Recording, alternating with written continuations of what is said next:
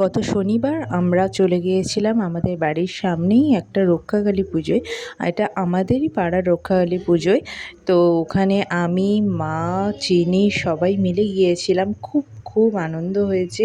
ঠাকুরের কাছে মন খুলে প্রার্থনা করেছি। তোমরাও একটু ঠাকুর দেখে নাও।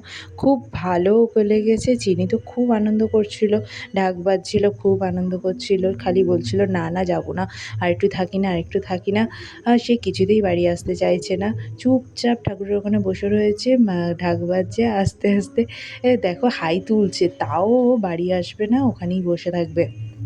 ঢাক বাজছে তখন একটু একটু নাচছে আর বসে রয়েছে। খুব আনন্দ পেয়েছে। তোমরাও একটু মায়ের দর্শন করে নাও। জয় মা রক্ষাকালী।